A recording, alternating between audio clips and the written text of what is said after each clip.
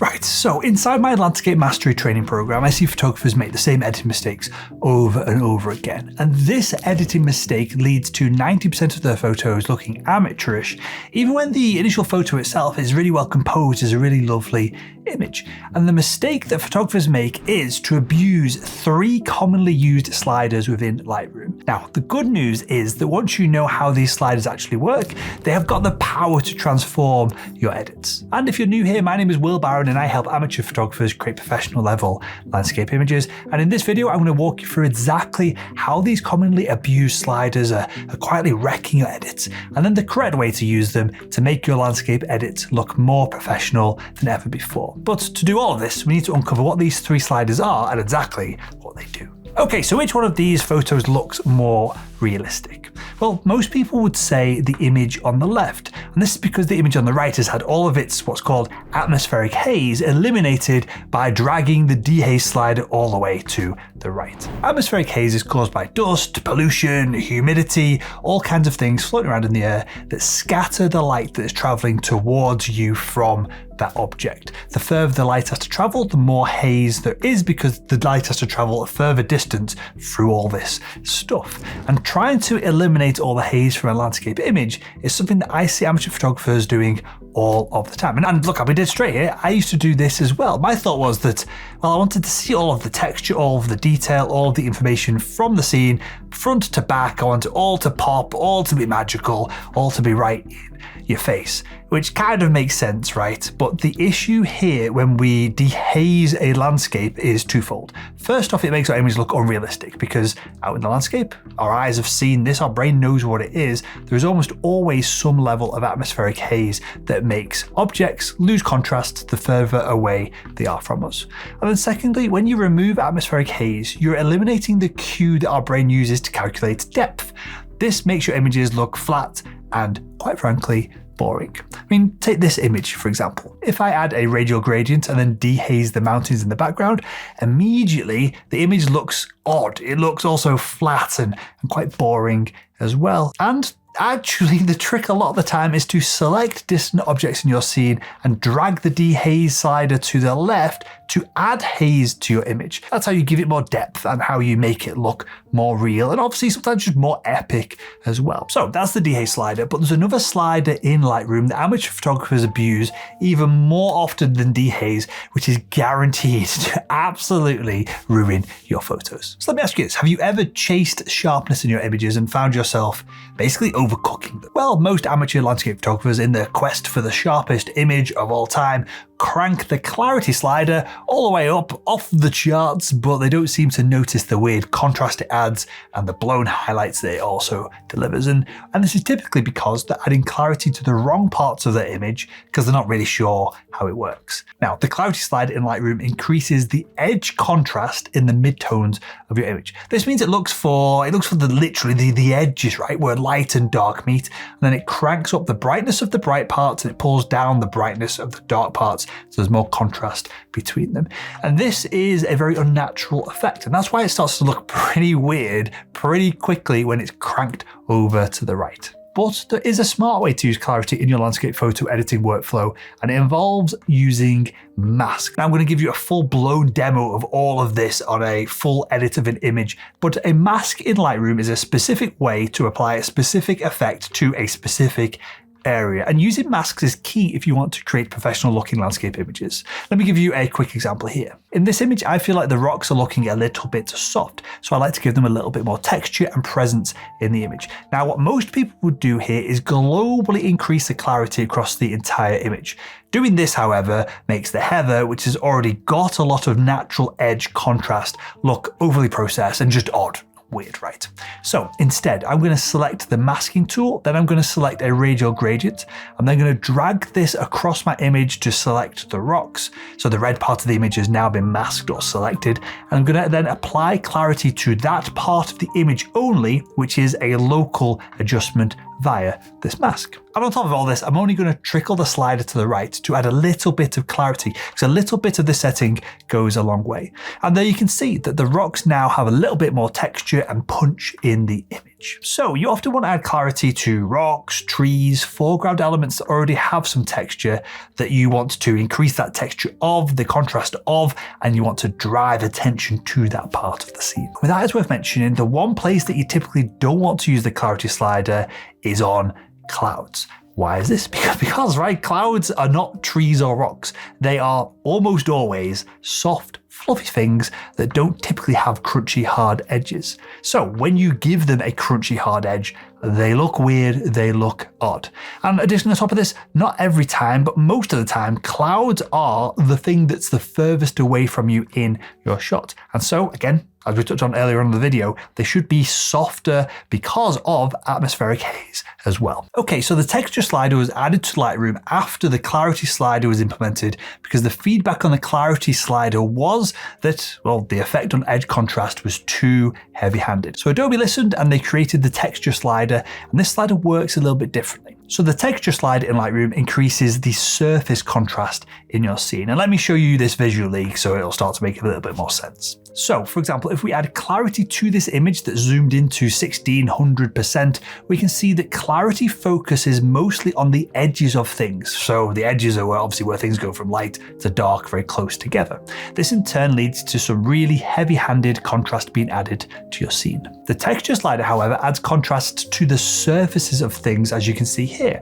This makes the effects of it much more subtle and often more useful for us landscape photographers. Now, admittedly, right, this is not the greatest landscape photo of all time, but it shows the difference by subtly increasing texture in the rocks to give them more detail, which is why I want in this image, versus when I increase the clarity, it's clear that the rocks become odd and look overly processed. Now, there is a place to use dehaze, clarity, and texture when editing your landscape photos. So let me break down the best time to use each of these tools as I head over to my computer and I edit a photo using them. Okay, so this is an image from beautiful North Wales, a sunset shot, and we're going to very quickly edit it. So I'm going to duplicate this layer. So we've got a before and after layer that we can take a look at.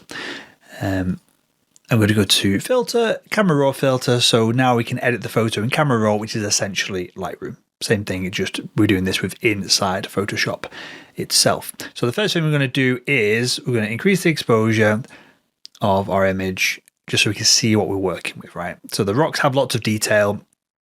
There's quite a lot of detail down here in the sand as well, which we'll come back to. But we've got to bear in mind that the sun is in front of us, shooting forwards in our face, and so the backside of all these rocks should be quite dark because the sun isn't hitting them. But if we increase the exposure to, let's say, there, we then can add a linear gradient across that side of the frame just to get back some of that highlight details. We're going to pull back the highlights. I'm going to reduce the exposure just a stop or so. Before it starts getting a little bit crunchy and odd looking. So the first thing we're going to do, there's quite a lot of detail in this bottom part of the frame, but we can't see it. So I'm going to create a radial gradient. I'm going to throw it on there, and this is a perfect opportunity to use the texture slider just to show across the surface of this sand the detail that is there. The next thing I want to take a look at is these rocks in the midground and these rocks here. There's actually a lot going on, but we can't see any of it. So I'm going to create a radial gradient mask across these rocks, and we're going to add some clarity to see if that pulls out the detail, as it does. So clarity pulls out the detail in these rocks very specifically because these rocks have lots of edges, and so there's lots of edges for the clarity to turn up and increase the contrast of. So now we can see a little bit more detail in these rocks without it looking too over the top. And that is the goal with all of this. The next thing we want to do is add some depth, because these rocks here, now I've added clarity, are actually brighter than these rocks in the background. And they shouldn't be because of atmospheric haze. So I'm just going to add a radial gradient across these. As you can see, I'm not doing this particularly accurately. You could brush this in if you really wanted to have a strong effort with this.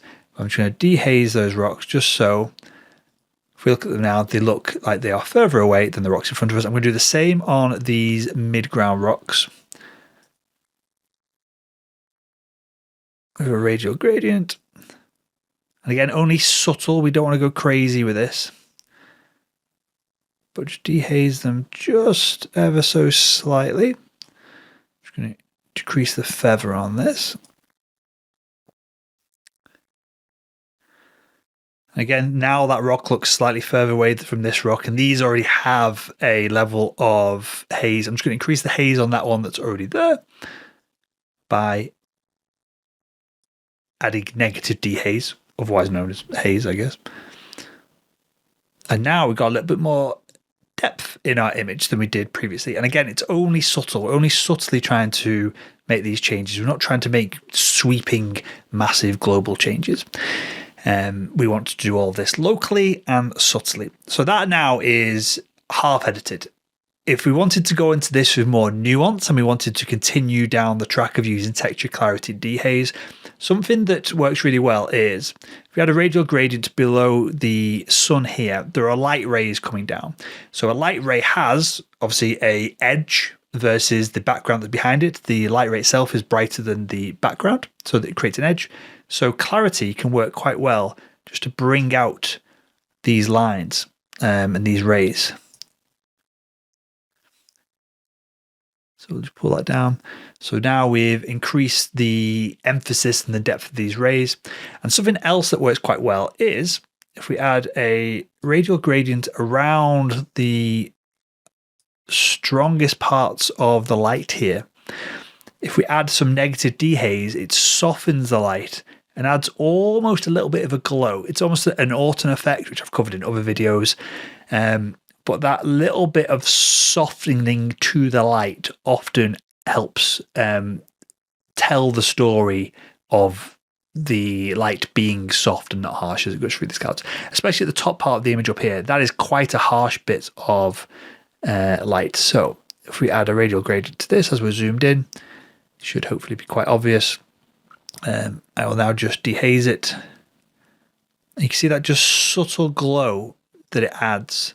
So you can see the glow as I move it around, I guess, but that subtle glow almost adds a bit of a more dreamy effect to the image as a whole. The only other thing I'd add here is we want some separation from these foreground rocks to these midground rocks. So I'm going to create a layer with a brush. Is that the best way to do this? I'll just do it quickly with a radial gradient. I think it's going to be the quickest way to do it. Put a just slight dehaze on those just to try and separate them from these foreground rocks, which that is done. And we maybe even go and do a little bit more processing on these rocks here. We want to make them darker to give the depth. So I'm going to go to light. I'm going to decrease the exposure whilst increasing the highlights that the clarity has added to them. So again, subtle, but now we've got this depth of the image. The only thing that we probably would want to tackle is, and I don't do this on all images, but on this particular image, I think it could potentially look quite nice. But if we do a sky selection here, and we're going to split tone the image, so we've got, as it detects the sky, which has done a decent job of, which is great. We're just going to increase the temperature of the color temperature of the sky slightly and just split tone the fact that we've got the cooler temperatures on the darker parts of the image and that slight subtle warmth in the sky. And obviously there would be a warmth in the sky because this is a sunset photo and the sun is in the shot.